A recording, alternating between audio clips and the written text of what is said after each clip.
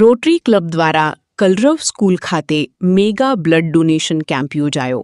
શાળાના મેનેજિંગ ટ્રસ્ટીની તૃતીય પુણ્યતિથિ નિમિત્તે નવજોત પુરસ્કાર સન્માન સમારોહ યોજાયો.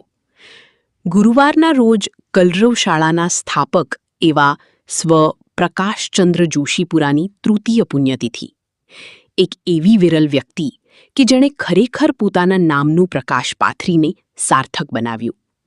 જેમ વાદળાઓની વચ્ચે સૂરજ સંતાય પણ પોતાની આભાથી આકાશને દૈદીપ્યમાન કરે છે, તેવી જ રીતે પ્રકાશ સાહેબે પોતાના પ્રકાશથી કલરવ શાળાને દૈદીપ્યમાન કર્યું છે. આ તૃતીય પુણ્યતિથિએ કલરવ પરિવારે શબ્દ સુમનથી તેમની શ્રદ્ધાંજલિ અર્પણ કરી. તેની સાથે જેની માનવ સેવા એ જ પ્રભુ સેવાની ઉક્તિને સાર્થક કરી, તેવા પ્રકાશ સાહેબના ધ્યેયને જીવંત રાખવા શાળામાં મેગા બ્લડ ડોનેશન કેમ્પનું આયોજન કરવામાં આવ્યું હતું.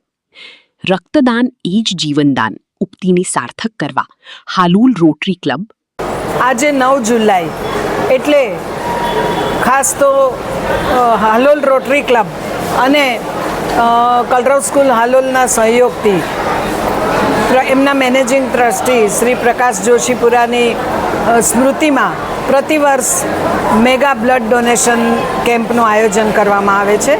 રક્તદાન એટલે મહાદાન અને અન્ય માટે જીવતદાન. તો એ મંત્રને સાર્થક કરવા માટે આ કાર્યક્રમ પ્રતિવર્ષ યોજાય છે, જેમાં હર હંમેશ એટલે કે દરેક વર્ષે લગભગ 130થી વધારે બોટલ્સ તૈયાર કરવામાં આવે છે. વાલીઓ, અન્ય હાલોલના નગરજનો ખૂબ ઉત્સાહથી પોતાનું રક્ત આપી અને બીજાના જીવનને સાર્થક બનાવે છે. તો આ સરસ મજાના કાર્યક્રમમાં આજે પણ હજી રક્તદાનનો કેમ્પ ચાલુ જ છે અને અમને 100% ખાતરી છે કે 130થી વધારે બોટલ્સ 100% થશે જ. સાથે કલરવ નર્સરી ટ્રસ્ટ દ્વારા નવરત્નો એટલે કે પ્રકાશ જોશીપુરાની યાદગીરીમાં દર વર્ષે 9 એવા વિશિષ્ટ ક્ષેત્રોમાં જેણે કામ કર્યું છે અને ઉચ્ચ પ્રદાન કર્યું છે, સમાજની સેવા કરી છે, એવા લોકોને પુરસ્કારથી નવાજીત કરવામાં આવે છે. એવા નવજ્યોત પુરસ્કારનું પણ આજે આયોજન થયેલ અને મને કહેતા આનંદ થાય છે કે વિશિષ્ટ ક્ષેત્રોના વિશિષ્ટ લોકોએ આ વસ્તુનો લાભ લીધો છે.